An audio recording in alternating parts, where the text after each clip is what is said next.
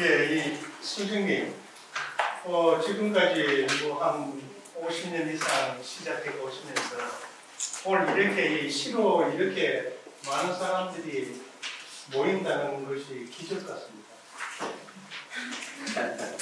감사합니다. 용학도서관은 그간 이 많은 어떤 이 시민들을 모시고 토크도 진행하고 하시는 걸로 알고 있습니다. 사실 저는 오늘 이하석 선생님의 이 대담 토론을 진행하라고 해서 제가 많이 좀 긴장되더라고요. 왜냐하면 저한테는 뭐 대선배시고 사실 뭐 스승이라고 해도 많이 아니신데 이런 분의 어떤 시작 전체의 이야기들을 해서 혹시 누가 되지 않을까라는 생각도 제 마음속에는 있습니다. 오늘 오면서 이하석 선생님의 어떤 시를 한 줄로 이야기를 한다면 무엇이 제일 좋을까라는 생각을 해봤습니다. 논어에 보니까 젊은 근사라는 말이 있었습니다. 간절히 묻고 가까운 곳에서 답을 찾아라라는 어떤 그런 뜻이었습니다. 율 선생님께서는 시는 현실이다라는 말씀을 많이 해오셨습니다. 사실 이 70년대 초의 선생님이 가장 활동을 많이 해가 오실 때 그때는 자유시라는 동인이 대구에서 태동했던 것입니다. 김재하 시인의 어떤 민중 또 민중 참여시들이 대거 일어나던 상황에 이하석의 어떤 시는 땅에서 불현듯 올라온 시로 평가를 많이 받고 있습니다. 특히 강물적 상상력이라는 어떤 새로운 화두를 들고 70년대 중반을 치고 나왔습니다. 그런 어떤 이 중요한 문학적 반향을 불러일으켜 왔는데 선생님한테 먼저 이 자유시에 대한 어떤 이야기들을 먼저 한번 들어보면서 이야기를 이어갈까 합니다. 예. 먼저 오늘 바쁘실 텐데 이렇게 많이 와주셔서 대단히 고맙습니다. 사실은 제 얘기를 제가 하려고 하니까 좀 쑥스럽기도 하고 사실은 좀 이런 공개적인 자리에서 제 얘기를 한다는 게 공포스럽게 하고 있어 가능하면 좀 작은 공간에서 얘기를 했으면 좋겠다 이렇게 부탁을 했는데 뭐 그런 부탁이 잘 안 먹긴 해요. 사실은 대단히 고맙다는 말씀드리고 사실은 제가 등단한 게 대학 2학년 때니까 지금부터 한 50년 정도 생활을 해왔습니다. 뭐 해놓은 건 별로 없습니다. 다만 이제 세월이 너무 빨리 지나갔구나 하는 생각이 들고 그동안 내가 시를 쓰면서 해왔던 일들이 대충 뭐 이런 정도의 생각이 들고요. 그런 어떤 대안도 들긴 합니다. 어쨌든 오늘 이 자리에서 제 자신의 일부를 가감없이 좀 이렇게 드러내는 그런 시간이 됐으면 좋겠다 하는 말씀을 먼저 드리겠습니다. 자유시 동인에 대한 얘기를 했습니다만 제가 등단한 게 71년이 대학교 당시에 등단이 됐고 대구문학판이 60년대와 70년대를 기점을 가지고 확연하게 구분이 될 정도로 판이 많이 다릅니다. 그 전에 비해서 70년대 들어오면서 비로소 대구 문학의 어떤 기운이 생동했었던 것이고 거기에 많은 저희들의 어떤 그 젊은 문어들이라고 할까 친구들이 등단을 합니다. 이 등단하는 그 친구들과 거기 조합을 한 것이죠. 그래서 일단은 대구를 근거지로 하되 그 대구라는 장소에 구애받지 않는 동인을 한번 만들어보자. 이렇게 이제 얘기가 됐었고, 이 동인 구성에는 사실은 뭐 역사적으로 보면 여러 가지 이제 이유가 있습니다. 과거 그 80년대 이전의 어떤 그 상황이나 현실적 상황이 상당히 좀 고려가 되었고, 이 문학의 어떤 이 권력에 대한 새로운 신의 문인들의 반발이라든가 이런 것들도 작용이 되었다는 생각이 들었습니다. 그래서 당시에 그 대구를 중심으로 해서 좀 이기철 씨라든가 이태수, 뭐 정호성, 그리고 지금 강영국, 박정남 그런 여러 시인들이 얘기를 나눴죠. 술집에서 얘기를 하면서 동인들을 내자 이렇게 해서 출발을 했는데, 결과적으로 이제 이게 대구 문학판에서는 본격적인 동인 활동은 그게 처음이 아니었습니다. 그러면서도 다소 좀 공격, 기존의 어떤 그 문학판에 대해서 공격성을 좀 드러내지 않는가. 감히 젊은 사람이 감히데 공격성이 좀 과감하게 드러내지 않는가. 근데 그 공격성이 문학사적으로 볼 때는 상당히 좀 먹혀 들어간 느낌도 들고, 그런 면에서 70년대 중반에서 80년대 초반 무렵에 걸쳐서 저희들 동인활동이 문학사적으로도 어느 정도 의미가 지어지는 그런 무렵이 있습니다. 그리고 이제 80년대 들어오면은 일종의 그 통합 정부에 의해서 개헌 하기 때문에 금열이라는 새로운 어떤 제도 발행을 그때 이 문학판에서 창비라든가 문지 같은 그 중요한 그 가치들이 폐간이 되거나 이렇게 그러니까 발표를 할 수 있는 매체의 필요성이 관객대도가 됐다고 생각합니다. 그래서 그 80년대 들어서면서 그 일종의 그 동인지들이 우후죽순처럼 이렇게 나타나게 되는데, 자유시는 그 80년대와 그 전 단계인 70년대 후반을 연결시켜주는 그런 역할을 예, 그때 이 자유시의 시인들은 지금 이 한국 문학에 거의 그 자리에 모두 올라선 듯합니다. 개인적인 어떤 작품의 분량도 상당한 수준의 지금 이 작품들이 나와 있고요. 한국 문학사에서 큰 어떤 성역들을 이루고 있다 해도 과언이 아닌 것입니다. 자유시의 어떤 이 시적 성향들은 제각기 조금씩 차이는 있습니다만, 그때 큰 줄기가 이제 이 자유였지 않습니까? 자유의 어떤 하나의 테마를 두고 시의 어떤 회복을, 또 개인의 어떤 개인성에 대한 어떤 회복, 이런 것들을 추구하신 걸로 보입니다.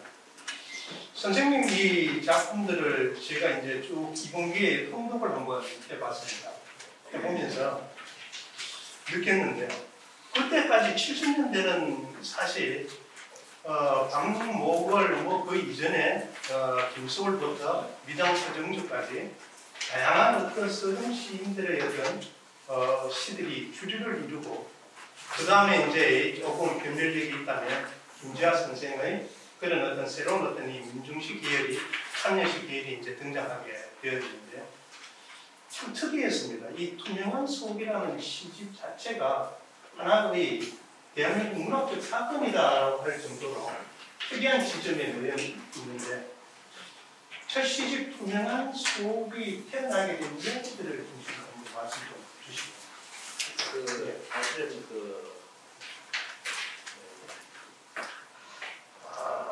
그래서 제가 70년대 등단하고 나서 이제 그동안 썼던 시들을 갖다가 모아서 원고를 그 편으로 붙였는데, 그리고 나서 이제 제가 서울 갈 일이 좀 있어가지고 서울을 잠깐 가서 그 당시에 그 문학과 지성사가 그 광화문 건방에 있었습니다. 거기에서 이제 그 김현 선생을 만났었어요. 만나가지고 작품에 대한 얘기를 계속 이렇게 좀 하는 과정에서 갑자기 이래가지고 시집을 이렇게 내서는 안 되겠다 해서 저 시집 보류하겠다고 감히 그냥 선언을 하고는 원고를 그냥 달라고 했죠. 그래서 원고, 그러니까 이제 김현 선생이 이미 들어와 있는 원고인데 가지고 내려갈 수는 없다고 해가지고 신강이가 좀 있었어요. 그런데 제가 아마 곧 다시 원고 정리를 해서 보내드리겠다고. 그래서 원고를 가지고 내려와 버렸어요. 그래서 그 1년 동안 그 원고들을 전부 제가 폐기 처분을 하고 1년 동안 다시 작업을 했었습니다. 그래서 만들어진 게 이제 투명한 속이라는 시집이거든요. 근데 이 투명한 속이라는 시집은 상당히 좀 의도적으로 만들어진 시집이 돼가지고 자연스럽지 못해요.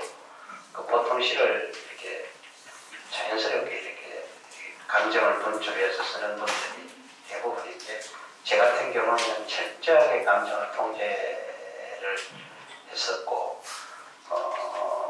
더구나 그 객관적으로 보이는 것만을 묘사하는 방식으로 작품을 만들었기 때문에 아마 그래서 좀 특이한 시가 아닌가 이렇게 말씀을 하시는 것 같은데, 어쨌든 그 1년 동안 제가 했던 작업이 고스란히 반영된 시집이 첫 시집이었습니다. 쉽게 얘기하면 이제 이런 겁니다. 70년대 후반에 제가 관심 있게 봐온 게 그 도시의 그 주변부 또는 도시의 이면, 우리 삶터의 어떤 그 뒤쪽에 있는 풍경들, 이런 것들을 제가 굉장히 유심히 봤는데, 그 전에 보이지 않는 것이 제 눈에 띄기 시작을 했었어요. 그게 이제 요즘 소위 말하는 그 쓰레기들이죠. 산업 쓰레기들, 이 빈 강통들, 이 유리 조각들, 못 조각들, 일회용 여러 가지 종이 컵들, 신문지들, 비닐들, 이런 것들이 70년대 그 후반 무렵에 나타나기 시작했어요. 그전에는 그런 게 안 보였거든요. 그래서 이게 뭘까 하고 저는 생각을 하게 됐고, 이게 나중에 상당히 문제가 될 거다라는 어떤 이상한 그런 어떤 그 예감 같은 것을 하게 돼가지고, 그걸 이제 제가 사진을 찍기 시작했어요. 보이는 대로 이제 제가 계속해서 그 사진을 찍었고, 그 사진을 제가 직접 현상했습니다. 그 당시에 제가 기자였기 때문에 그 사진부에 연애를 보여가지고 그걸 흑백으로 전부 다 사진을 갖다가 현상하고 인화해가지고 그 사진들을 제 방벽에다 붙이기 시작을 했습니다. 그래서 그 붙여진 그 사진들을 계속 제가 보면서 거기에 관련되는 말들을 모으기 시작을 했죠. 그렇게 해서 그 모아진 말들을 다시 조립하기 시작.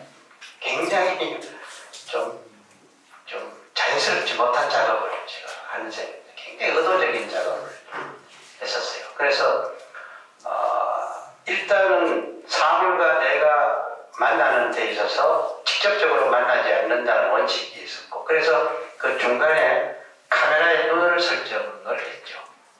그러니까 사물과 내 사이에 카메라에 눈이 있어서 그 눈을 통해서 사물을 바라본다, 그런 관점. 그런 어떤 그 원칙은 왜 세웠는가 하면, 사물과 내가 직접 만나게 되면 내 감정이 사물과 이렇게를 통해서 나타날 수가 있기 때문에 그걸 통제하기 위해서 카메라의 눈을 제가 설정을 한 겁니다. 그렇게 해서 이제 만들어진 그 사물에 썼던 그 모습이죠. 사진, 이런 것들을 방역백에 붙여놓고 그 사진, 그게 관련된 그 말들을 다시 모았고, 그 말들을 조립한 것이 제 첫 시집이거든요. 그래서 그때는 시를 쓴다고 그걸 시를 만든다고 얘기를 했었고 내 시는 보여주는 시지 들려주는 시가 아니다 해서 누가 내보고 시를 좀 낭독해달라고 얘기하면 참 화를 내고 그랬었습니다. 난 내 시는 낭독하는 시가 아니다. 그냥 보시라고.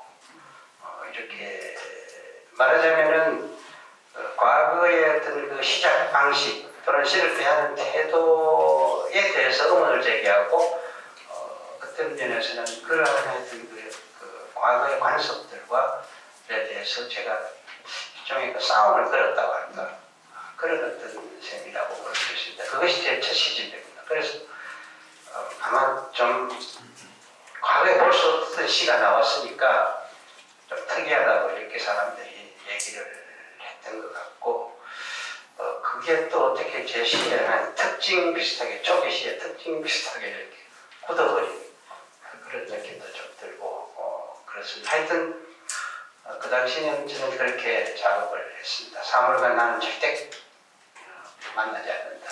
내 감정을 드러내지 않는다. 감정을 드러내지 않기 때문에 시를 쓸 때는 절대 술을 먹고 쓰지 않는다. 술 먹고 쓰면 감정이 노출될 가능성이 있으니까. 시를 쓰기 전에는 청소를 한다. 뭐 이런 여러 가지 원칙들이 있었어요. 그래서 그 원칙들을 정해놓고 시를 만들어 나갔죠. 상당히 좀 제가 시를 쓰면서도 이게 시가 될까 이런 생각도 많이 했었고 다른 사람들로부터 이게 시냐 하는 어떤 얘기도 듣기도 하고 그랬습니다만 그럴 때마다 저는 이것도 시다고 강변을 하고 그랬었습니다. 시라는 게 도대체 뭐냐? 시에 대한 근본적인 질문이 굉장히 중요하고 특히 젊은 세대의 시인들한테 가장 중요한 것은 저는 근본적인 어떤 그 질문, 시인에게 있어서 가장 필요한 것은 그 근본적 질문이라고 생각합니다. 모든 창조는 그 질문을 통해서 나오는 것이라고 생각이 들고 말하자면 문학이라는 것은 관습과 타협을 하는 순간 그 질문은 죽는다. 관습과 싸우고 상식과 싸우고 교양과 싸우고 그런 것이죠. 그런 어떤 식으로 문학을 처음 시작을 했던 것 같습니다. 좀 건방지게 보였지만 제가 지금 생각하면 조금 대견한 면도 좀 있고 그랬던 것 같습니다. 선생님 스스로 이 대견한 것 같다고 하니까 우리 대견한 선생님한테 박수 한번 주세요.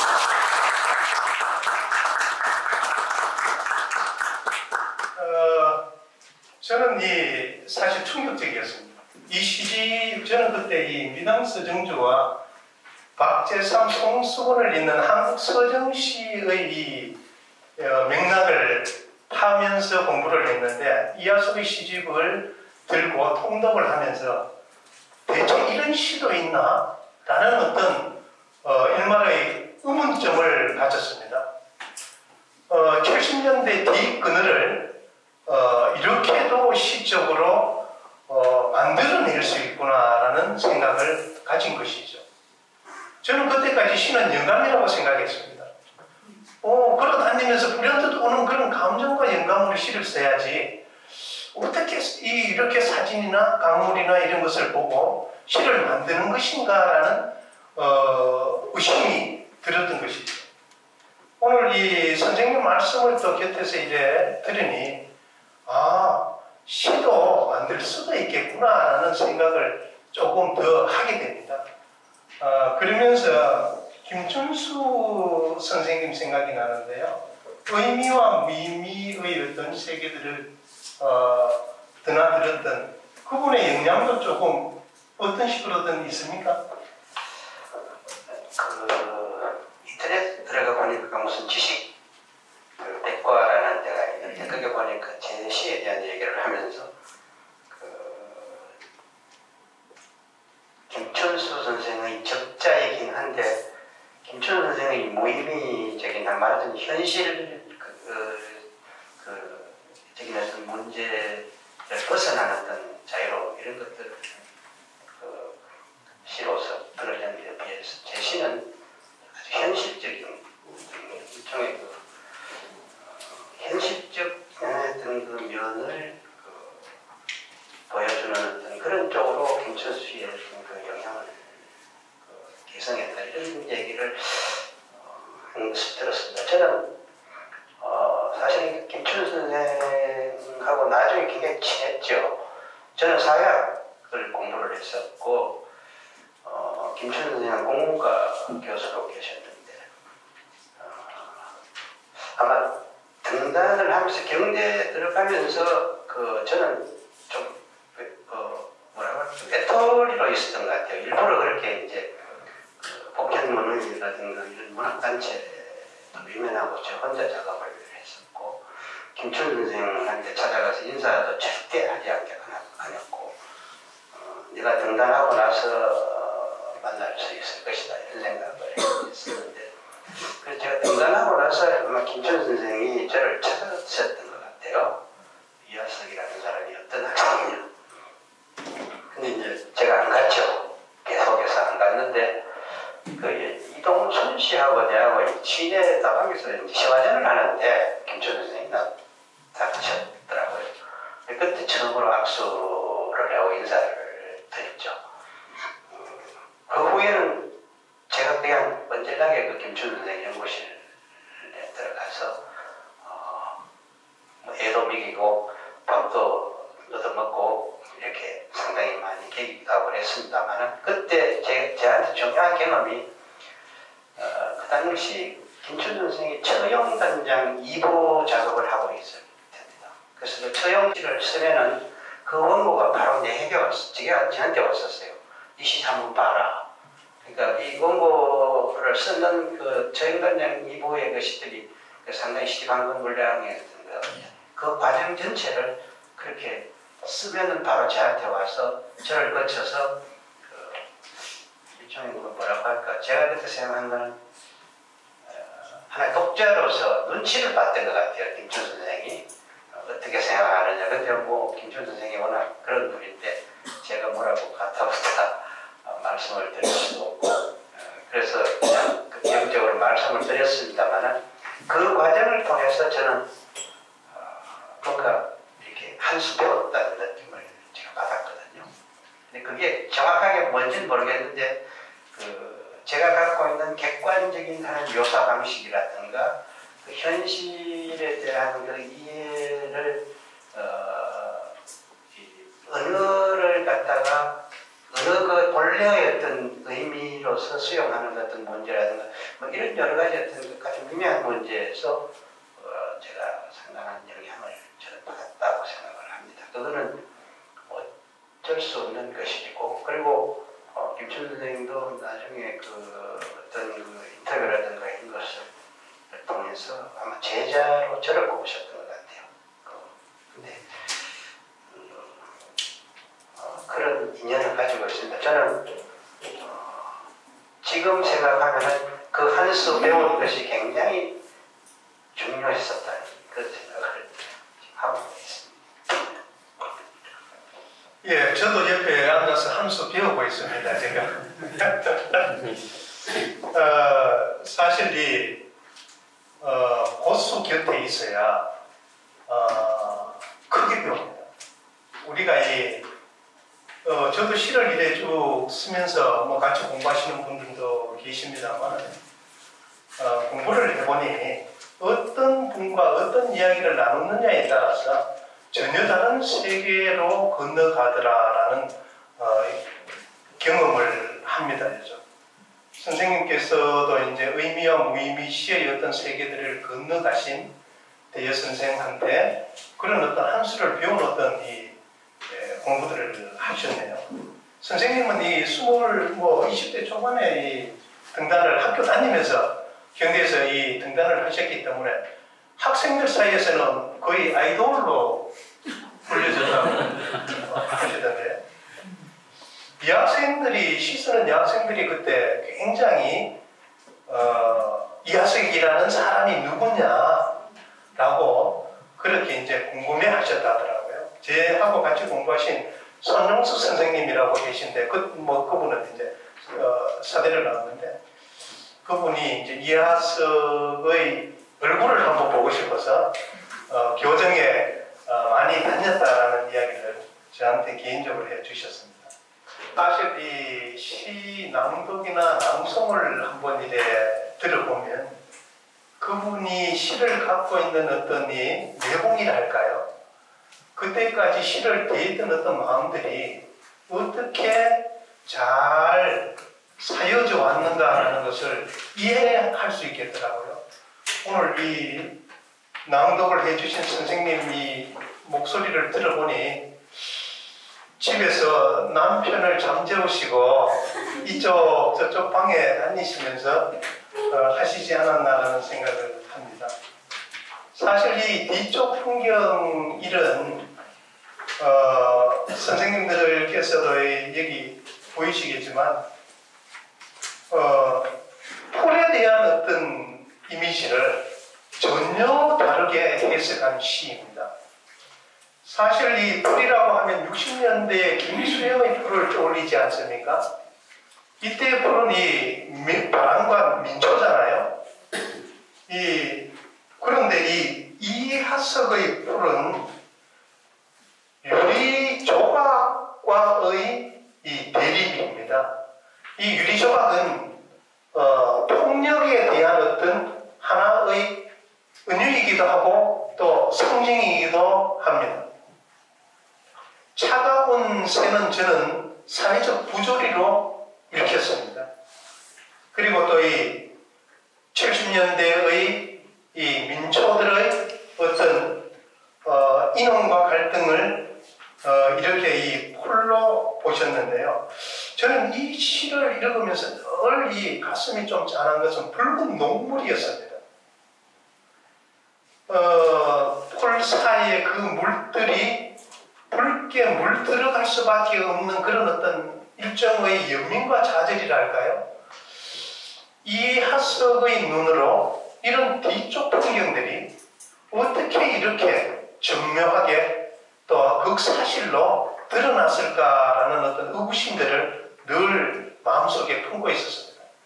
사실 그런 질문은 한 번도 제가 선생님께 드려본 적은 없는데 오늘 저도 이 한수 배우는 입장으로 뒤쪽 풍경 1 그리고 또 이제 선생님의 아주 귀한 시 중에 부서진 할주로라고 있습니다. 그런 어떤 시들을 중심으로 해서 한번 더 말씀을 주시면 고맙겠습니다. 일단 박수 한번 더 드리고 뒤쪽 풍경 이런 역시 80년에 나온 한명한소 들어있던 거고 아까 제가 말씀드린 그 작법에 의해서 만들어진 시라고 할 수가 있습니다. 우선 앞쪽이 아니고 뒤쪽이라는 것이 이제 특징으로 들어가고 말하자면은 풍경이든 인물이든 그 정면보다는 뒷면을 제가 더 눈여겨봤다는 것이 될 수가 있고 그거는 앞쪽은 뭔가 이렇게 약간 좀 이렇게 치장도 할 수 있고 할 수 있지만 뒷면은 약간 좀 본래의 모습 같은 것을 그대로 뒷면에서 더 잘 녹여낸다는 그런 생각을 제가 좀 했던 것 같아요. 그 다음에 이제 여기 이 사물들은 처음 버려진 것들입니다. 쓰다버린 것들이 인간에 의해서 쓰다버린 것들 이런 것들이 말하자면 쓰임새의 어떤 그 유용성을 잃고 뭔가 이렇게 쓸모없는 것들로 버려진 그런 것들, 그런 존재들입니다. 우리 사회가 갖고 있는 여러 가지 권력이라든가 구조적인 하나의 어떤 그 부의 불평등이라든가 이런 뭐 여러 가지 요소에서 떨어져 나와서 몹쓸 것으로 버려져 있는 존재들을 상징한다고도 볼 수가 있습니다. 하여튼 그런 것들이고 그 다음에 그것을 드러내는 데는 묘사 방식으로 했죠. 치밀하게 이제 가능한 묘사를 한다. 보이는 것을 그대로 묘사합니다. 그게 제 감정을 넣지 않는다. 말하자면 객관적으로 보이는 것만을 그대로 보여준다. 보이는 것만을 보여준다는 것은 사실은 제 나름대로 그 이유가 있었습니다. 그 얘기를 하면 참 긴데 대구 출신 시인 중에 정호성이라는 시인이 아마 잘 아실 겁니다. 그 상당히 좀 시가 독자들로부터 사랑을 많이 받아가지고 요즘 수익이 괜찮을 거예요. 연봉이 물어봤어요. 얼마 정도 되냐고. 3억 정도 안 되는데 그게 왜 그렇게 연봉이 많은가 하면은 이 전국의 도서관, 문학단체, 지자체 안 부르는 데가 없어요. 한 번씩 부르면은 이제 요즘 강연료가 굉장히 비싸거든요. 그러니까 이제 그걸 다 모으면은 굉장히 아마 3억 이상일 거예요. 도정환 씨가 그 시인으로 있다가 국회의원이 됐거든요.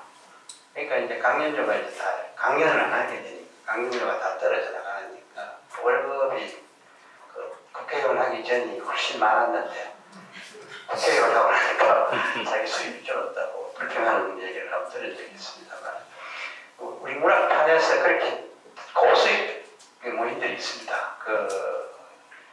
그런 문인들 중에 한 사람이죠. 정호성이라는 사람. 굉장히 예리고 많이 뭐랄까 연민 같은 걸 많이 갖고 있는 그런 친구예요. 대전고등학교 친구인데 이 친구가 한 번 저를 만났는데 오늘 너무 충격적인 일을 봤다고 얘기를 하더라고요. 뭔데? 6개월을 지나오는데 어떤 거지가 아마 깡통을 앞에 놓고 엎드려 있었던가 봐요. 그래 생각을 해봐라. 이 추운 날 거지가 깡통을 앞에 놓고 엎드려 있는데 너무나 슬프지 않냐고. 전혀 슬플 수도 있겠지 이렇게 얘기하니까 진짜 슬프다고. 그래서 나는 이제 주머니에 있는 돈을 털어서 깡통에 넣어주고 왔다. 그때 제가 물었습니다. 그걸 내가 믿으라는 말이야. 그걸 내가 어떻게 믿냐. 네 말만 듣고 내가 어떻게 믿냐. 그걸 믿을 수 있는 증거를 가지고 오더라. 나는 못 믿는다. 이 이야기가 무슨 얘기인가 하면 70년대 후반 또는 80년대 초반에 어떤 그 시대적 상황 속에서 저는 그런 불신을 굉장히 많이 가졌었어요. 그때 굉장히 많은 사람들이 온갖 얘기를 했었어요. 특히 애국, 애족에 관한 얘기들이 굉장히 많았거든요. 국가에 대한 걱정, 나라에 대한 걱정, 이런 것들을 엄청나게 했다고요. 정치인도 그렇고, 모든 면에서. 근데 그 말들을 저는 믿을 수가 없어요. 저게 진정성이 있는 말인가, 없는 말인가. 그래서 나는 절대 내 감정을 남한테 그대로 내가 믿어달라고 얘기하지는 않겠다. 나는 내가 본 걸 그대로 그냥 그려 보이겠다. 이런 생각을 하게 된 거예요.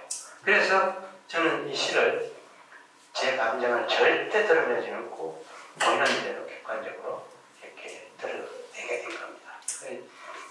그런 어떤 요소도 좀 있고 여기서 보면은 이 김현 선생이 해설을 쓸 때 광물질적 상상력이라는 말을 그래서 그 광물질적 상상력이라는 말이 여기 나오는 유리 조각이니 새 조각이니 이런 여러 가지 것들이 이제 광물질적인 하나의 요소들이 제 시집에 그냥 쓰레기 하치장 풍경처럼 이렇게 모여 있는데 그걸 보고 이제 광물질적 상상력이 갖고 있게 되죠.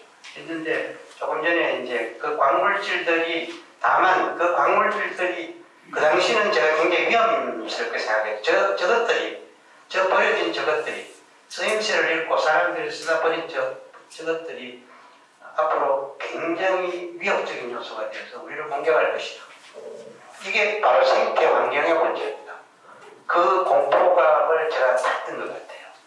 그래서 그럼에도 불구하고 그것들은 처음에는 공격적인 하나의 요소를 드러내지만 차츰 시간에 의해서 바래지면서 이 농물이라는 것은 바로 자연과 인간이 타협하는 것들 그 과정을 농물로 제가 드러낸 거거든요. 쇠가 버려지면 녹이 썰어서 녹물을 흘려서 녹이 썰어야 다시 흙으로 들어가는 어떤 과정의 어떤 모습을 보이기 때문에 말하자면 자연으로 얘기하기 위한 하나의 어떤 완화라고 할까 완화의 어떤 모습이라고 할까 그러니까 자연 수용의 어떤 모습 이런 것들을 강력하게 이제 보이게 되죠. 그래서 이 풀들이 이렇게 솟아오르면서 그런 어떤 농물로 일단 순화되고 흙으로 돌아가려는 어떤 그 모습을 보여주는 그 사물들을 껴안음으로써 다시 어떤 자연으로 수용되고 받아들여진다. 그런 어떤 풍경들을 보여주고 있다고 생각합니다. 그래서 흔히 이제 제시를 두고 이 광물질적 상상력으로 시작을 해서 그 차츰차츰 생태적 사유라고 할까? 생태적인 사유를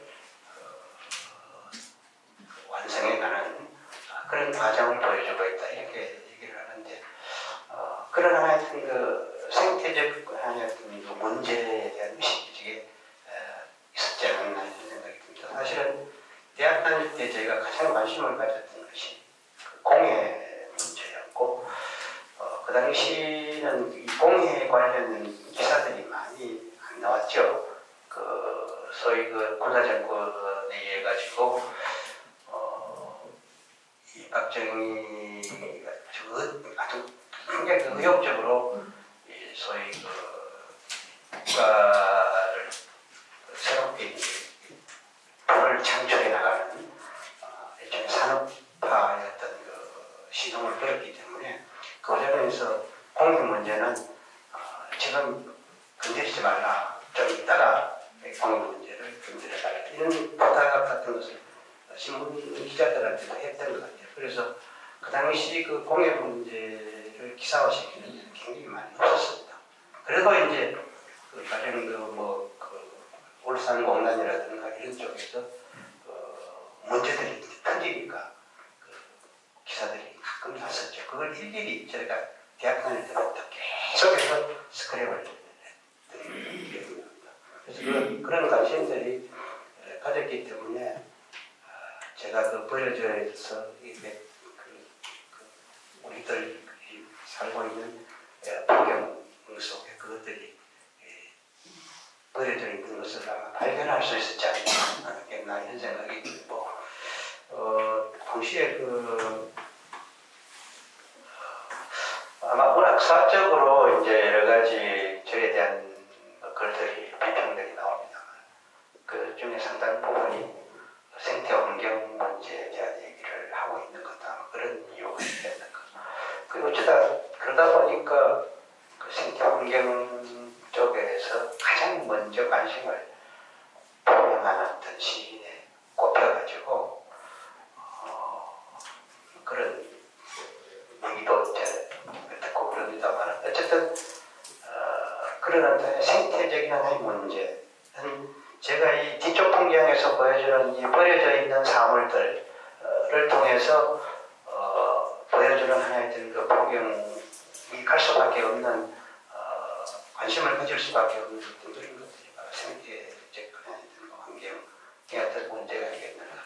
그래서 지금까지 이 생태적인 어떤 문제는 계속해서 제시해서 아주 중요한 테마가 되고 있다는 말씀을 드리겠습니다. 예, 이 소영께서 이제 자연스럽게 환경 생태 문제를 이제 이야기해 주셨으니까 자연스럽게 한번 그쪽으로 건너가 보도록 하겠습니다. 연전에 선생님을 모시고 이 선생님 고향 이 가야산 일대를 한번 또 고령 일대를 대가야 문화원 일대를 한번 탐방을 한 적이 있습니다. 그때 이 선생님을 모시고 들었던 이야기 중에 그 알트 암흑화에 대해서도 상당히 깊게 말씀 주신 걸로 알고 있습니다. 또 선생님은 또 수석에 대해서도 아주 일각이 계셔가고요.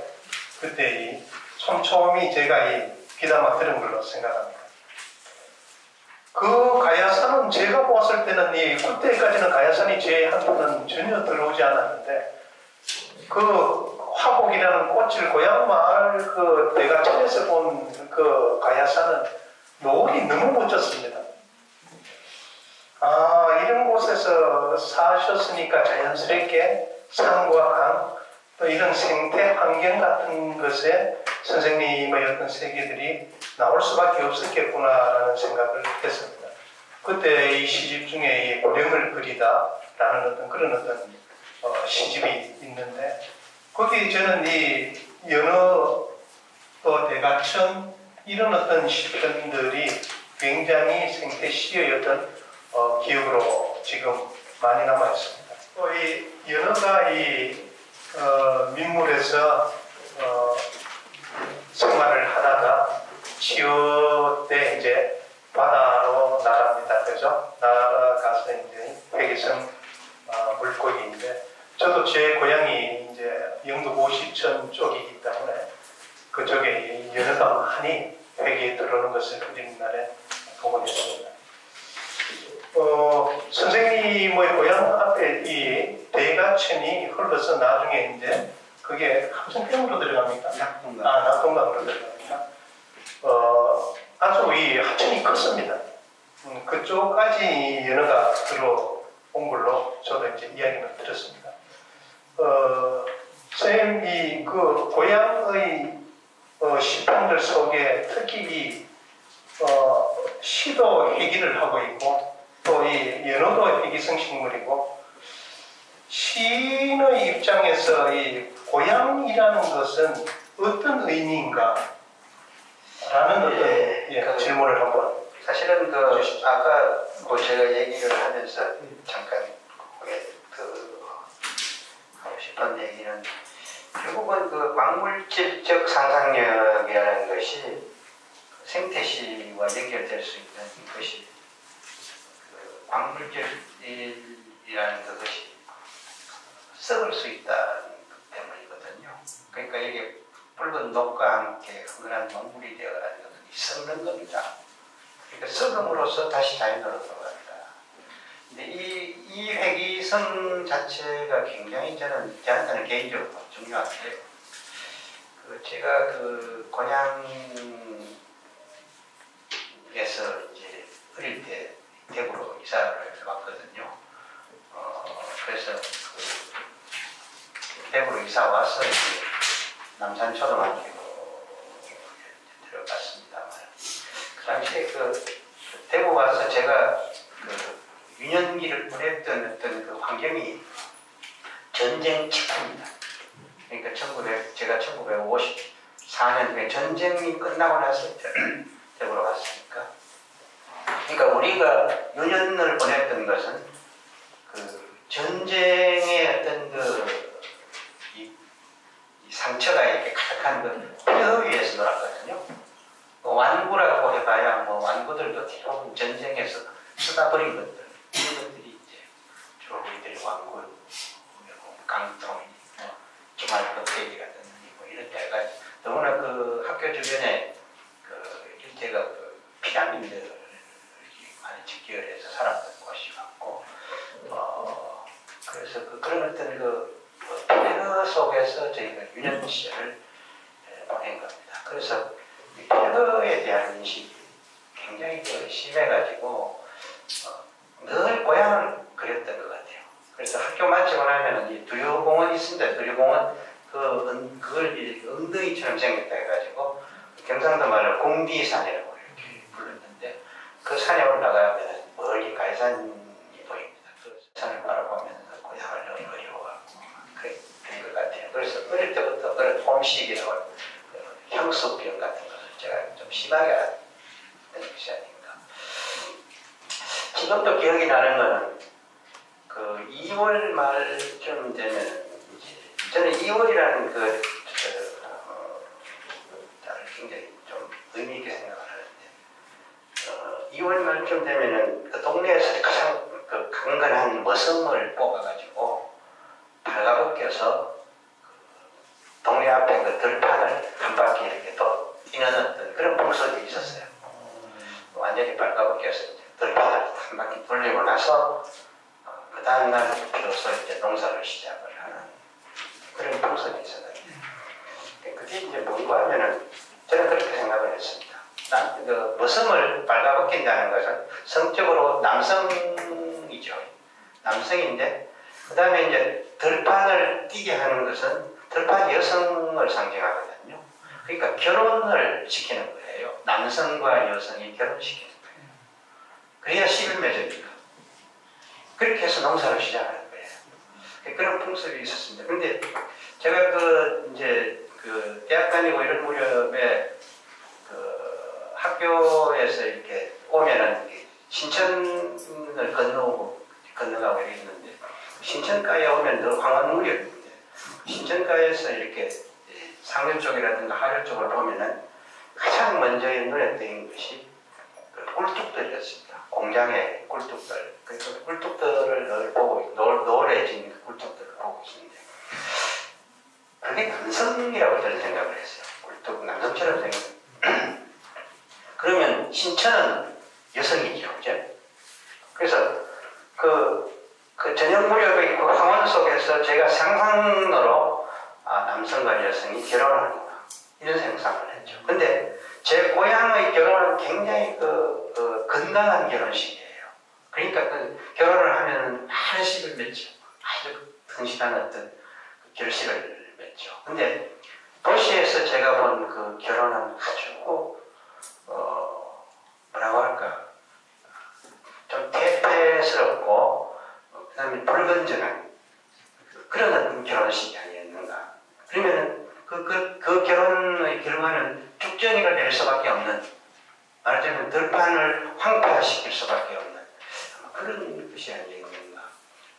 그렇게 이제 제가 생각을 해서, 그러니까 그 고향의 어떤 그 건강한 결혼, 이걸 늘 그리웠던 것 같아요. 그래서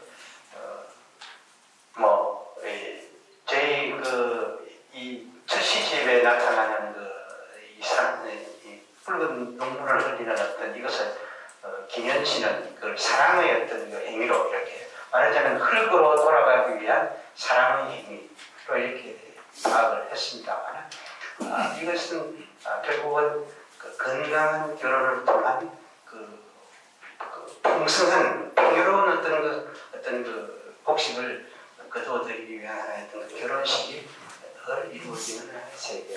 이것을 생각하면서 첫 시집을 제가 계속 이렇게 만졌던 것 같고, 두 번째 시집에 오면은 이제 이 사물들이 그 인간으로 이렇게 바뀝니다. 인간으로. 사람으로 이렇게 바뀝니다. 말하자면 우리 사회에서 말하자면 70년대, 80년대 우리 사회가 산업화되고 도시화되고 하면서 나타난 가장 큰 문제가 소외의 문제였고, 그런 어떤 그 사회적인 구조, 권력, 정치 이런 쪽에서 매일 소외된 어떤 사람들, 이런 사람들을 이제 사물역에 버려져서 인체를 잃고 버려져 있는 존재처럼 이렇게 다시 이렇게 인간으로 이렇게 대처시켜서 작업을 하게 되는데, 그런 과정을 통해서 아마 생태적인 어떤 문제를 늘 어떻게 의식을 했었던 거예요. 전 십 쓴다는 것은 생태적으로 모성지향적인 하나의 어떤 그런 하나의 행위가 아니겠는가 이런 생각을 늘 하고 있습니다. 그래서 연어가 막무가내로 그냥 직진으로 본능에 의해서 상류로 치달아오르듯이 시도 그런 어떤 의의 어떤 상류 또는 우리 사회가 갖고 있는 어떤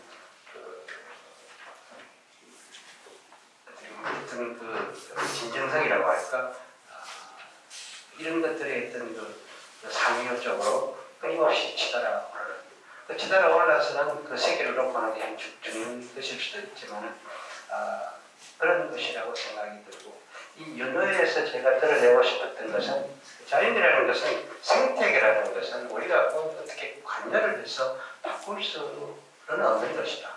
그거는 본래 그러하기 때문이고, 본래 그러할 때 그냥 건강한 하나의 생태계를 유지할 수 있는 것이고, 그것을 인정하는 것, 그것을 언어로서 인정하는 것, 그것이 바로 생태계를 드러내는 시간이겠는가. 요즘 사실은 일본 같은 경우에는 그 핵발전소 문제가 굉장히 큰 문제가 지금 되고 있고, 그래서 그 오임 문제가 지금 일본뿐만 아니라 일본 주변 그 태평양이라는 데까지 지금 문제가 되고 있는 상태로 듣고 있고, 그래서 그 일본 여행이 급격하게 감소하고 있는 이유도 아마 그런 데 대한 공포 때문에 나타나는 게 아닌가 이런 생각을 하고 있습니다만, 그런 가운데 가령 그뭐 플라스틱 문제라든가 이런 것들이 지금 우리 삶뿐만 아니라 자연 환경을 오염시키고 있는 그런 상황이라고 생각을 합니다만, 이 상황에서 이제 생태에 대한 관심은 문학 속에서도 굉장히 중요시 되고 있고, 어떤 면에서 새로운 하나의 그 현실적 저항에 대한 방법으로 대두가 되어 있는 것이 아닌가, 그런 생각을 하면서 조금 더 제가 할 수 있으면 그런 쪽에 더 작업을 계속 좀 해줬으면 좋겠나 이런 바람도 제가 가지고 있습니다. 문학 우리 문단에서도 이런 생태 문제는 거의 담론의 중심으로 지금 진입을 하고 있습니다. 예, 사실 이 선생님께서 이제 70년대 중반부터 이제 새로운 어떤 생태시 또 광물적인 상상력을 촉발시켜 주신 덕분에 거의 우리 시단에는 90년대 초에 왔어야 비로소 이제 꽃이 피기 시작합니다. 배암봉 씨의 어떤 시들이 환경 생태의 어떤 새로운 어떤 오픈업을 중심으로 해서 이제 새로운 어떤 시적 전개를 또 선생님 시를 읽고 도움을 많이 받았다라는 이야기를 제가 사석에서 들었습니다. 그리고 이 서임 씨는 이제 지금 내면의 세계를 지나서 이제 이 시란 무엇인가라는 어떤 또 시는 어떻게 쓸 것인가, 정말 시는 있는 것인가라는 그런 데까지 질문이 깊이 있게 들어가는 걸로 이제 보입니다. 그런 이쯤에서 또 시간의 제약도 있고 하니까 다 할 수는 없어서 중요한 것들을 짚어나가면서 새로운 이야기를 또 하도록 하겠습니다. 언어로 이 갇혀있는 언어를 소리로 불러낸다는 것이 굉장히 낭독과 낭송의 묘가 아닌가라는 생각도 들고요. 또 이 시인들은 흘러다니는 소리들을 언어로 다시 수렴시키는 그런 어떤 작업들을 하고 계신데, 이것이 상통한 어떤 그런 어떤 원리가 아닌가라는 생각을 또다시 해봅니다. 오늘 이미 알고 있는 것들에 대한 무지라는 것이, 저는 이 선생님께서 이제 이 후기 시의 어떤 보복무로 가면서 나온 역작이 아닌가라는 생각을 감히 해봅니다. 도시와 자연 사이, 숲과 강 사이, 그 무의식의 흐름과 수련되는 사물과 나의 대면은 바로 후기 시집 연애남 속에 수록된 이미 알고 있는 것들에 대한 무지에서 발견됩니다. 이 시는 어둠 속 무의식의 흐름 기법을 차용하고 있으며 시인으로서 새로운 대상 찾기에 대한 극한 몸부림으로 보입니다. 일종의 이하석의 심화가 들렸다라고 저는 보았습니다. 선생님의 말씀처럼 젊은 날의 시가 지독한 사물의 사랑 혹은 풍경의 집착이라면, 노년의 시는 정막과 저교 혹은 소멸을 시간의 바위에 늘어말리는 작업이라고 저는 봅니다. 애착을 버리고 해와 달을 버리고 추억과 연애를 버리고 끝내 제 몸을 녹여버린 혹독한 시인의 길, 고유의 독와 홀로 가서 외롭게 이르는 길이 바로 시의 길이 아닐까라는 생각을 해봅니다. 이쯤에서 이하석 선생님께 이하석에게 시란 무엇인가 라는 어떤, 지금까지는 이 광물적 시를 만들어낸 어떤 시작의 어떤 과정과 노정을 들었다면 한번 이 본질을 치고 들어가면 어떨까라는 생각을 한번 가미해 봅니다. 우리 이 반도직입이라는 말이 있듯이 이 하석에게 대체 50년, 60년 동안 오로지 시에 목매달게 한 이 시라는 놈은 과연 어떤 것인가? 한번 큰 박수로 다시 한번 이 들어보겠습니다. 잘 몰라요. 시가 뭔지 아직 알면 뭐 시 그만 쓰겠죠. 그 필립 로스라는 얼마 전에 죽은 미국 작가가 있습니다. 이 노벨 문학상 수상공학 순위 1순위에 들어가는 작가인데 이 필립 로스가 주로 이제 다루는 것이 노인 문제거든요. 노인들 얘기인데 그게 에브리맨이라는 소설이 있습니다. 한번 시간 나면 죽어가는 짐승이라든가 에브리맨이라든가 이런 소설들을 남겼는데 그 에브리맨에 보면 이 주인공이 이제 늙어서 요양원에 들어가게 돼요. 요양원에 들어갔는데 아마 그림에 대해서 상당히 관심을 많이 가지고 또 이렇게 작업도 하고 그랬던가 봐요. 그래서 요양원에 있는 노인들을 대상으로 그림을 그리기 시작을 합니다. 그때 이제 노인 중에 한 사람이 물어요. 선생님, 그림을 그리는데 영감은 어떻게 우리가 맞이할 수 있어요? 이렇게 물어요. 그때 그 주인공이 말합니다. 영감, 웃기는 소리 하지 마라. 그거는 아마추어들이 하는 소리지 프로들은 영감 따지지 않는다. 이런 얘기를 합니다.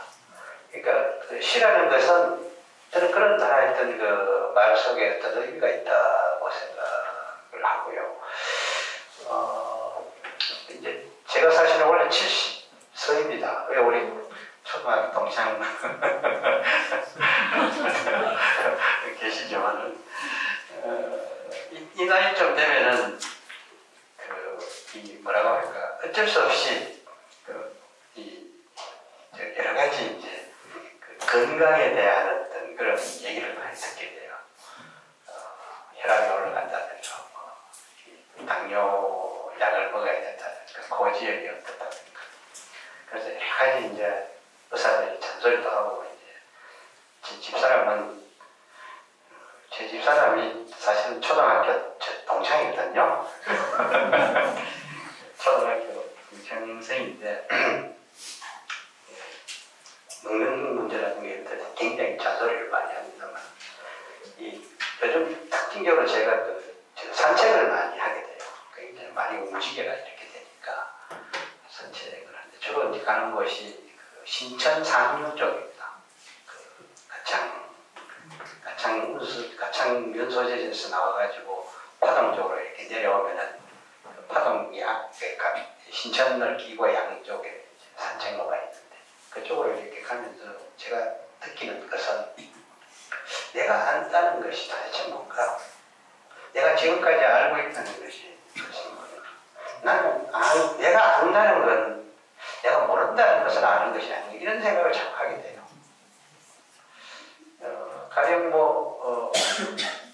그 신천변에 보면 참나무들이 굉장히 많이 있습니다. 이 꿀밤나무들. 꿀밤나무 밑에 서서 꿀밤나무를 바라보면 내가 저 꿀밤나무에 대해서 아는 게 무엇인가.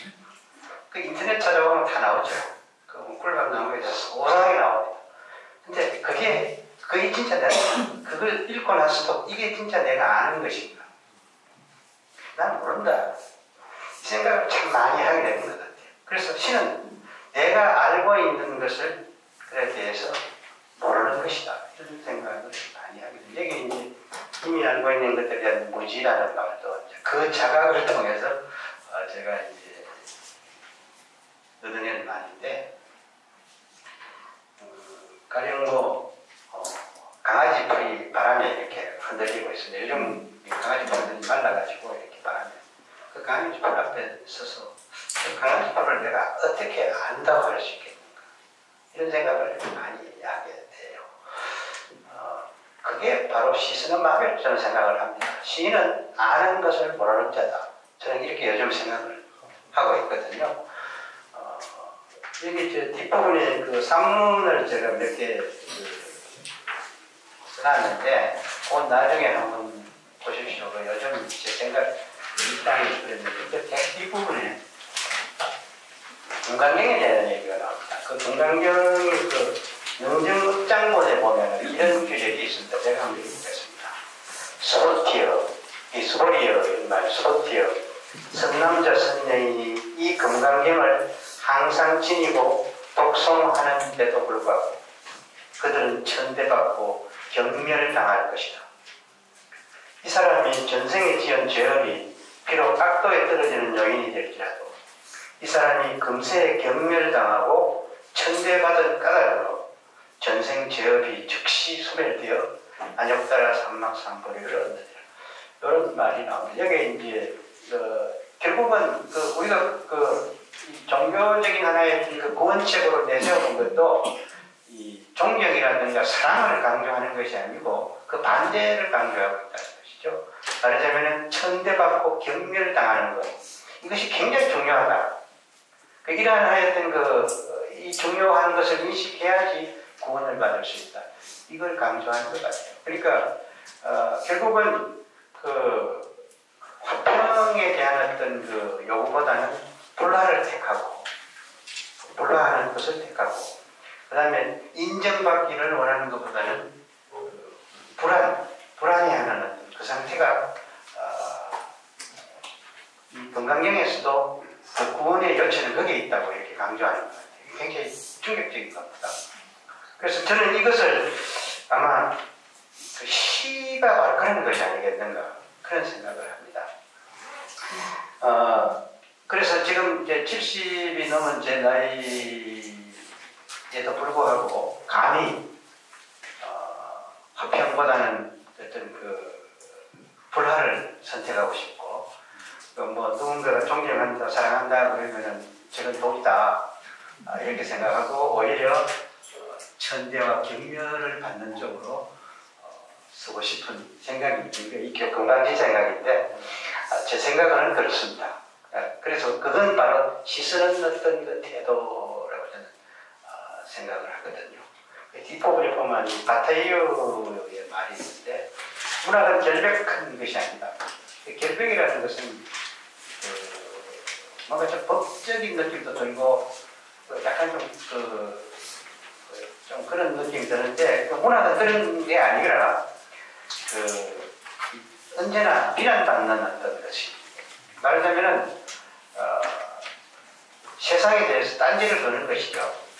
세상이 갖고 있는 관념에 대해서 늘 싸우고 그 세상이 맞다고 하는 것에 대해서 이의를 제기하는 그런 것이죠. 그게 이제 저는 문학이라고 생각을 합니다. 문학은 끊임없이 스스로의 유죄에 대한 변호, 말하자면 무죄에 대한 변호가 아니라 유죄에 대한 변호라고 해요. 문학하는 것은 사실은 어떤 면에서 저는 늘 그런 문학한다는 생각을 할 때마다 조선시대 때 살았던 김시섭이라는 사람을 늘 생각을 하고 있는데 이 김시섭이라는 사람이 아웃사이드로서의 그 삶을 살았거든요. 살았는데 이 사람이 생애를 가지고 제가 대학 다닐 때 소설을 한번 쓰려고 강이라는 소설을 쓰려고 구상하다가 못 쓰고 그냥 버렸는데 소설 내용이 그런 겁니다. 한 사내가 있었는데 이 사내는 이 방에서 살고 있는데 다 다른 사람들하고 같이 있는데 다른 사람들은 방에서 그냥 편안하게 사는데 그 친구는 끊임없이 벽을 뜯어넘고 다니는 거예요. 벽을 말하자면 벽에 틈이 없는다고. 그래서 어느 날 이렇게 벽을 더듬다가 보니까 틈을 발견을 하게 돼요. 그러니까 틈을 보니까 저쪽 때 또 방이 하나 있다. 그걸 발견하게 돼요. 그래서 저쪽 세계에 방이 있다. 그 세계는 뭔가 이렇게 평등하고 이쪽 세계가 갖고 있는 완전 다른 어떤 그런 사이트가 있다. 이런 얘기를 하니까 이쪽에 있는 이 방에 있는 사람들로부터 정말 미친 놈이다 이렇게 얘기를 들어요. 그러니까 김시슬이가 그 그 조선조라는 그 일종의 그 유교적 하여튼 그 억압 속에서 그 고군분투하며 살면서 그 얼마나 그 답답함을 느꼈겠어요. 근데 그 밖의 세계, 틈을 봤기 때문에 틈을 본 자는 미칠 수밖에 없어요. 그건 사람들이 안 믿기 때문에. 아무리 얘기해도 그건 그런 세계는 없다. 이 세계는 이 방밖에 없는 것이다. 이렇게 생각하는 것이죠. 그러니까 이제 김시섭이는 그 틈을 본 자이기 때문에 소외될 수밖에 없고 경멸당할 수밖에 없고 그리고 천대를 받을 수밖에 없는 그런 존재가 되어버린 것이죠. 근데 궁극적으로 예술을 한다 또는 그 종교적인 하나의 그 쪽에서 이렇게 보면은 오히려 김시섭이가 갖고 있는 그쪽이 그 구원받을 수 있는 요소가 훨씬 많다고 생각을 합니다. 그러니까 이방이 전 세계라고 믿는 사람들에게 그 딴지를 거는 것이죠. 이방이 전부가 아니다. 다른 세계가 있다 하는 것을 갖다가 보여주는 것이라고 생각합니다. 문학은 언어를 통해서 특히 자기가 살고 있는 현실적인 어떤 것을 언어를 통해서 반영하는 것이기 때문에 그때 가장 이렇게 주의해야 할 점이 그 점이 아니겠는가. 그래서 아까 제가 그런 말씀을 드렸습니다만 질문한다는 것이 그렇게 중요하다. 문학이 무엇이냐 하고 물었을 때 답은 없어요. 저는 없다고 생각합니다. 답을 말하는 순간 그건 문학으로서 생명은 끝난다고 생각합니다. 문학이 무엇이냐 하고 묻는 그게 답이에요. 만약에 문학에 답이 있다고 생각한다면 당나라 때 이태백 때 벌써 문학이 끝났죠. 그 천재에서 문학은 이런 것이다 하고 이렇게 얘기를 했는데 무엇도 딴 말이 필요하겠습니까? 절대 그렇지 않다. 문학이라는 것이 무엇이냐 하는 질문이 계속해서 나왔고 그 질문에 대답하기 위해서 문인들은 계속해서 우리가 살고 있는 이 방에 대해서 질문하기 시작합니다. 그것이 저는 문학이 아니겠는가. 그랬을 때 제가 그 단어를 구사할 때 내가 왜 이 말을 지금 여기다가 집어넣는가 하는 것을 생각을 많이 하거든요. 그러니까 그것도 일종 질문이라고 생각합니다. 이 적절한 뭔가 현실적인 어떤 요구가 있어서 이 말을 집어넣는 것인데 그렇다면 이 말에 따르는 어떤 현실적인 하나의 어떤 비판 이런 것은 또 어떤 게 있는가 이런 식의 어떤 질문들도 이제 많이 하고 있다. 우리들 가운데서는 이런 질문들도 많이 하는 분들이 여전히 있다는 생각을 합니다. 그래서 문학이라는 것에 대해서 문학이 무엇입니까 하고 물으면 사실 좀 난감하다. 문학이 무엇입니까 하고 묻는 그 답을 당신이 말하고 있지 않느냐 그렇게 말해주고 싶습니다. 예, 일단 박수 한번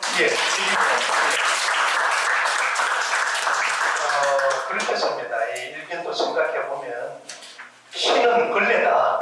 아까 선생님 말씀처럼 이 세상을 닦아주는 거다. 우리를 닦는 거다. 또 이 지구도 어떻게 생각하면 걸레다. 허공을 닦고 있다.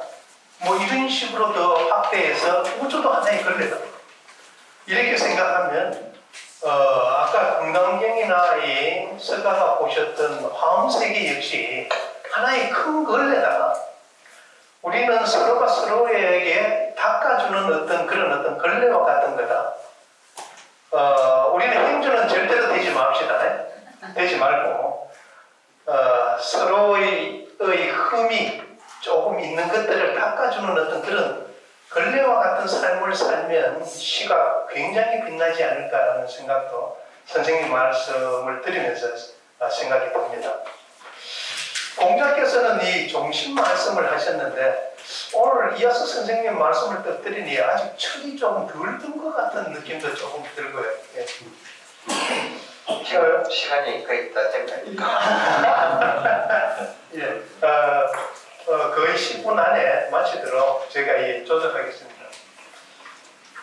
김형석 선생의 서필집 100년을 살고 보니라는 이 서필집이 있더라고요. 누가 이제 선물을 해줘서 제가 아직 60도 안 되는 사람이 40년 가불해서 한번 읽어보니까 그게 굉장히 와닿았던 것이 이제 오늘 선생님 말씀 중에도 이제 계셨지만은 인생에서 60에서 75살이 가장 좋을 때다 라는 이야기가 있더라고요. 보니까요. 저는 아직 뭐 좋을 때 들어갈 나이가 아직 안 돼서 잘 모르겠습니다. 예, 선생님께서는 지금 가장 좋은 시절의 어떤 한 시절을 보내고 계신 게 아닌가라는 어떤 그분의 말씀을 빌리면 그렇습니다. 예, 이 시는 아까 이 투의 세계다라고 이야기를 또 주셨습니다. 어떤 비밀을 보는 거다. 보이지 않는 세계와 보이는 세계의 어떤 사이를 한번 뚫고 보는 것이다 라는 말씀도 주셨습니다. 그리고 또 시는 너머의 세계를 보는 거다. 이쪽의 세계에서 저쪽 세계를 한번 보는 것이다 라는 것도 우리가 들었습니다. 그리고 무엇보다도 이 명시는 아직도 쓰여지지 않았다라는 이 현재행이라는데 굉장히 우리를 위안시킵니다. 이래 이 대가들이 다 시를 써버리기 때문에 우리는 뭘 쓰나 라는 어떤 자책 같은 것을 할 수도 있는데 오늘 선생님 말씀 들어보니까 아직까지는 명시는 쓰여지지 않은 진행형의 상태다라는 말씀을 올리고 싶습니다. 그리고 거의 마지막 끝으로 치닫고 있습니다. 오늘 선생님 좋은 말씀도 많이 주셨지만 짧은 뒤쪽에 이제 최근작 시를 이제 한 편 우리 유인물에 있습니다. 봄꽃이라는 시가 있는데 우리 봄꽃 한번 펼쳐주시면요. 예.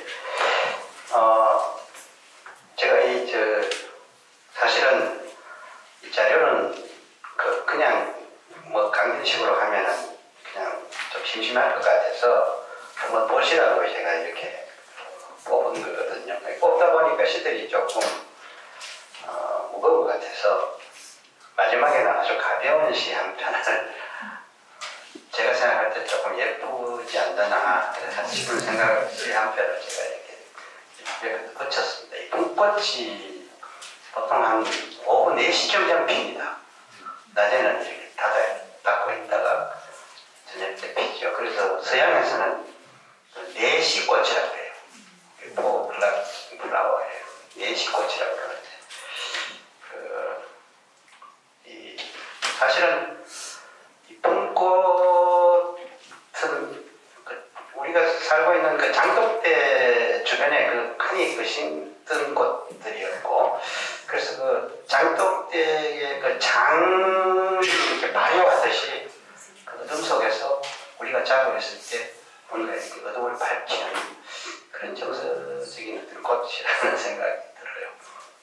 그걸 보면서 우리 삶자리도 어떤 면에서 와닿게 꽃피우는 어떤 그런 것과 같은 게 아니겠던가 그렇게 늘 긍정적으로 보려는 마음에서 이 시를 제가 썼습니다. 한번 읽어보겠습니다. 붉고 서로 앞서 여며주는 일로 엮이지만 여며주어서 꼭꼭 터지는 결국 원수지는 일이 사랑이어도 빈들의 꽃밭 가꾸어서 꽃피는 걸로 이웃보는 살림이 늘 있기 마련이어서 사람들의 뜰하게 봄꽃들 예쁘게 핀 까닭을 나는 안다.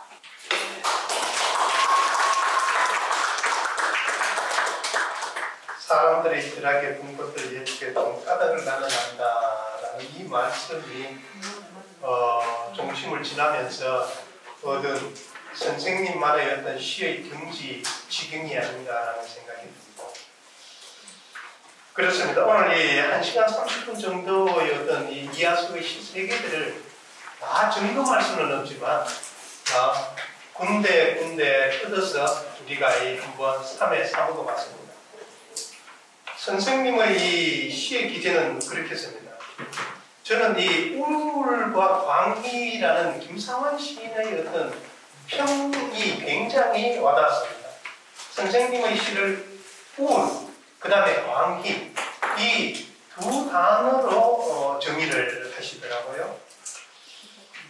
이 시대의 또 선생님의 젊은 날의 어떤 70년대, 80년대의 우울한 시대를 나름대로의 빛으로 본 것이 아닌가. 결국 이 하석은 강물의 뒤쪽을 통해서 우리 인간 삶의 앞쪽을 본 것이 아닌가라는 생각을 한번 감히 해봅니다. 또 선생님의 시는 이 마음의 사회학이다라는 이야기가 와닿았습니다. 선생님의 시는 이 심리적인 것이 아니라 이 사회 현실의 고리와 관계 속에서 만들어진 언어가 아닌가 싶습니다. 그래서 이 서정 씨가 갖고 있는 어떤 감정의 문제가 아니고 언어의 문제에 천적하신 것이다 라고 이렇게 보여집니다. 꼭 이 선생님 시를 읽으면 꼭 대장장이의 어떤 새소리가 나는 듯한 느낌이 듭니다. 그만큼 강하고 예리하고 견고합니다. 이런 것들은 바로 이 선생님의 어떤 아까 시의 언급에서도 있었지만 바로 탐과 비밀의 어떤 시약에 가닿는다라는 생각을 합니다. 그리고 근래에 이 선생님 시를 읽었는데 굉장히 이 사회적 인식이 깊은 시집이 나왔죠. 천둥의 뿌리입니까? 예, 천둥의 뿌리. 그리고 또 이 향촌동 일대의 어떤 형태들의 서사적 이야기를 엮은 향촌동을 랩소디라는 이 근작 시집도 있습니다.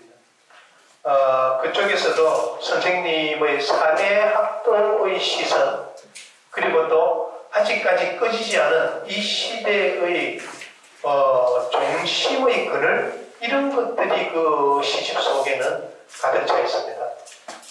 마지막으로 다음 시집은 어떤 이하석을 보여줄 것인가 라는 것을 한번 들으면서 대단원의 막을 내리겠습니다. 감사합니다.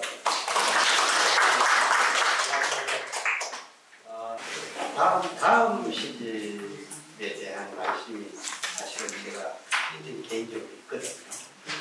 제가 처음부터 사물에 대한 관심을 많이 가졌기 때문에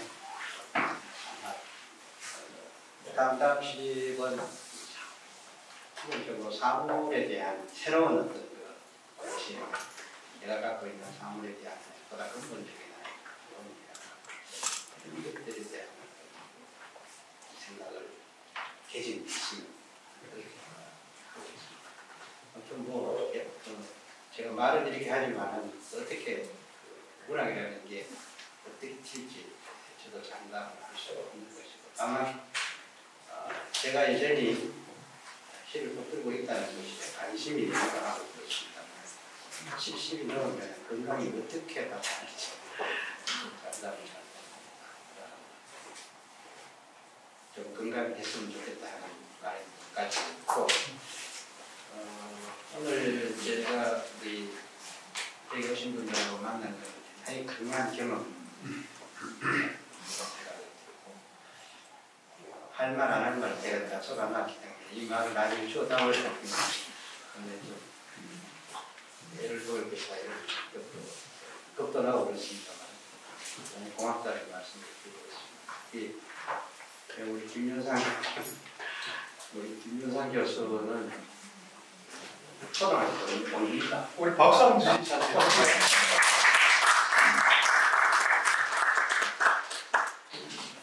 영재 현대에서 교수 정리하는 아주 유명한 교수죠. 저는 공부를 되게 유명했는데 우리 김윤상 교수는 탁월하게 만들어졌기 친구 앞에서 시를 얘기한다는 것이 너무 급한스럽다는 생각이 들었습니다. 앞으로 문학이라는 것이 그렇습니다. 그 사람과 사람을 이어주는 언어와 언어를 갖다가 이렇게 서로 이렇게 상응하고 소통시키는 그런 자리가 있습니다.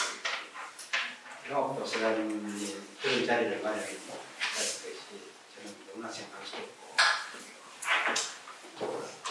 기회 있으면은 앞으로 이런 자리를 여러 마련을 해서 허심탄회하게 제기할 수 있는 그런 자리가 됐으면 좋겠다 말씀드리고 대구 시민협회에서 아마 이런 문화를 계속 가질 것이라고 생각이 되는데 대국락을 위한 헌신적인 노고에 감사드린다는 말씀. 그리고 김동원 선생 자주 이렇게 만나서 제가 애도 먹이고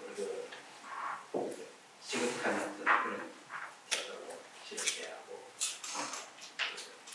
제 관심을 줘줘서 고맙다 말씀을 드리겠습니다. 대단히 감사합니다. 고맙습니다.